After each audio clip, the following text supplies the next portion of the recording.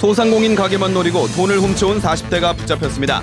CCTV를 피하기 위해 상자를 뒤집어쓰고 180차례나 절도 행각을 벌였습니다. 터널은 긴급 대피 시설이지만 민방위 경보나 재난방송을 제대로 들을 수 있는 곳은 거의 없는 것으로 드러났습니다.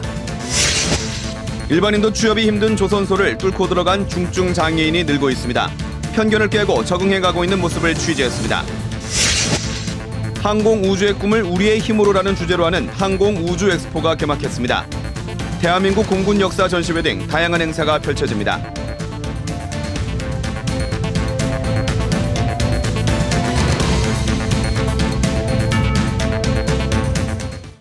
안녕하십니까? 이어서 경남 소식입니다. 잠금 장치가 허술한 소상공인의 가게만 노리고 돈을 훔쳐온 40대가 붙잡혔습니다. 대부분의 가게에 CCTV가 있었지만 추적을 피하기 위해서 종이 상자를 뒤집어 쓰고 범행을 저질렀습니다. 손은혁 기자가 취재했습니다. 문 닫은 식당에 종이 상자를 뒤집어 쓴 사람이 들어옵니다. 곧장 계산대로 가더니 현금 보관함을 통째로 들고 사라집니다. 근처 한 아동복점에 든 도둑도 종이 상자로 얼굴을 가렸습니다. 앞서 식당을 턴 도둑과 같은 사람입니다. 사무실과 식당, 세탁소, 옷가게 등 잠금 장치가 허술한 소상공인 가게가 범행 대상이 됐습니다. 처음에는 놀랐는데 한 번 당하고 두 번 당하니까 이거 예사로 딴다고 생각했죠. 그게 이제 잔돈을 그 이후로는 좀 적게 나눠고 가려고 이제 하죠. 경찰에 붙잡힌 46살 최모 씨가 출입문을 여는데 쓴 도구는 전선입니다. 문을 여는데 10여 초밖에 걸리지 않았습니다. 말 닿는 데가 봤어요. 전선으로 다 열리던가요? 예. 확인된 피해 가게만 180곳. 지난 3년 동안 최 씨가 훔친 현금만 5천만 원이 넘습니다.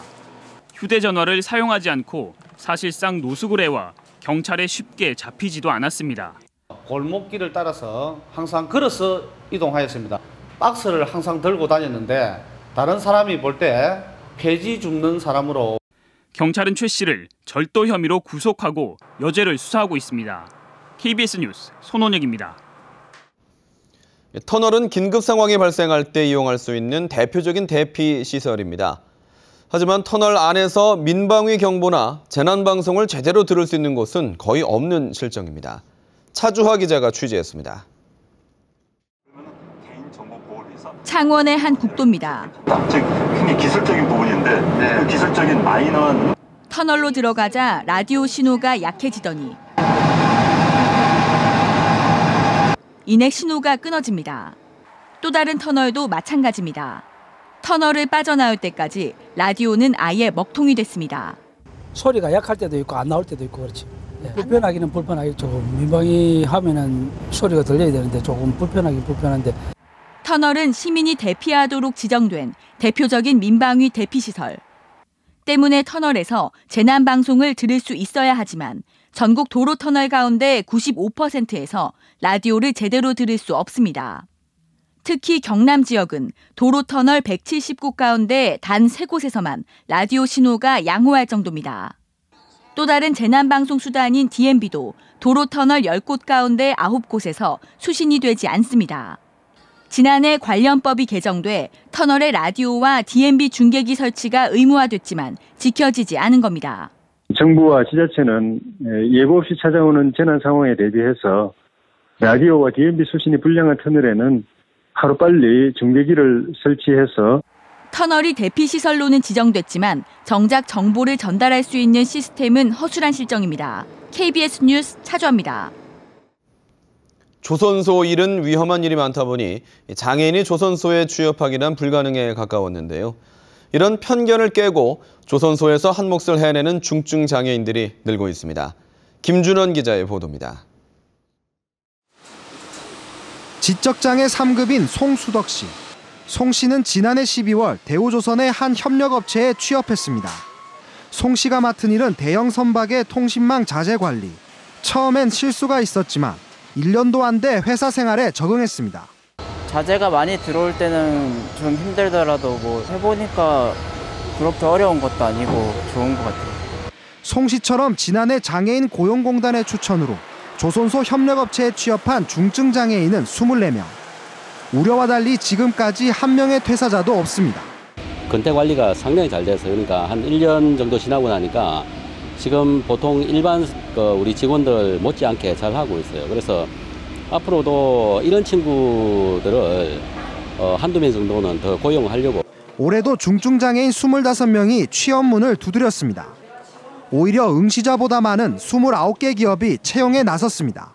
장애인 고용이 저조한 기업으로 하여금 중증장애인 한 명이라도 고용을 하면은 부담금을 경감받을 수 있다. 기업과 장애인들이 서로 상생할 수 있는 그런 조건을 좀 만들어가는 과정에 있죠. 이번에 면접을 치른 장애 학생들은 현장 훈련을 거쳐 오는 26일부터 산업 현장을 누비게 됩니다. KBS 뉴스 김준원입니다. 제11회 경남 사천 항공우주엑스포에 막이 올랐습니다. 올해 엑스포에서는 광복 70주년을 맞아 임시정부 시절부터의 대한민국 공군 역사에 대한 전시회 등 다양한 행사가 펼쳐집니다. 최세진 기자가 보도합니다. 꼬리에서 흰 연기를 내뿜으며 창공을 가르는 화려한 비행기들. 8대 비행기가 한 대처럼 일사불란한 움직임이 관람객들의 탄성을 자아냅니다. 공군 특수비행팀 블랙이글의 화려한 에어쇼와 함께 경남 사천 항공우주엑스포가 개막했습니다. 사천 비상 항공우주의 꿈 우리의 힘으로라는 주제로 열리는 이번 엑스포는 벌써 11번째로 사천의 대표적인 축제로 자리 잡았습니다. 이 항공우주엑스포를 통해서 어린이들이 꿈과 낭만, 항공산업에 대한 미래를 알 수 있게 될 것이고 올해 엑스포에서 특별히 눈여겨볼 행사는 항공부품 견본 전시 상담회. 공군 군수사령부의 지원으로 항공부품 300여 품목이 전시되고 전문가의 설명과 상담을 받을 수 있습니다. 지난해 에어로마트 코리아에 이어 단순한 에어쇼를 넘어 국내 항공기술의 홍보와 항공부품 산업 육성에 이바지하겠다는 것입니다. 해외에서 수입하는 항공부품에 대해 민영업체와 협력하여 국산화를 촉진하기 위한 자리입니다. 경남 지역 우수업체의 많은 참여로 국내 항공산업 발전을 위한 계기가 될 것으로 기대하고 있습니다. 광복 70주년을 맞이한 다양한 행사도 마련됐습니다. 임시정부 시절부터의 대한민국 공군 역사를 살펴볼 수 있는 공군 역사관과 최초의 국산 비행기 부하로의 시범 비행도 펼쳐졌습니다. 다양한 체험 행사가 준비된 항공우주 엑스포는 오는 11일까지 계속됩니다. KBS 뉴스 최세진입니다. 올해 산림문화박람회가 산청 동의보감촌에서 오늘 개막했습니다. 6차 산업으로서 산림자원의 발전 방안을 모색하는 이번 박람회는 오는 18일까지 이어집니다. 보도에 송금한 기자입니다. 박람회장 안에 관람객들이 꼼꼼하게 둘러봅니다. 산에서 나는 작물과 각종 생활 목공예품들을 살펴보기 위해서입니다. 장비 쪽하고요, 산림 쪽에 대한 장비, 그리고 이제 산림 쪽에 이제 사용되는 나무 같은 거, 인과류가 좀 궁금해서 한번 이렇게 찾아오게 됐습니다. 새로운 것들이 정말로 많은 것 같아요. 산청군 동의보감촌에서 전국 산림박람회가 개막했습니다. 이번 박람회는 산림 경영 관련 컨설팅이 제공됩니다. 또 전국의 향토 임산물과 각종 가공한 목재와 장비 등이 전시되고 있습니다. 나무 공예품 만들기 체험 행사 등도 마련되고 소득을 높일 수 있는 산림 산업 관련 정부 정책도 소개합니다. 이 산림과 문화를 융복합시켜서 부가가치를 창출하고 이 산림 산업이 1차 산업에 국한하지 않고 6차 산업으로 진화하는 모든 것을 보여드리기 위해서 마련했습니다. 산림자원의 상품화를 위해 2020년까지 휴양 프로그램을 추진하는 협약식도 열렸습니다. 경상남도는 지리산 자락에 자리 잡은 산청군의 산림자원을 활용한 한방 휴양체험 단지 조성에 민자기업 자금 유치를 포함해 400억 원을 투자하겠다고 밝혔습니다. 산, 산림, 숲, 그리고 인간의 주제로 열리는 올해 산림문화박람회는 오는 18일까지 이어집니다. KBS 뉴스 송금환입니다.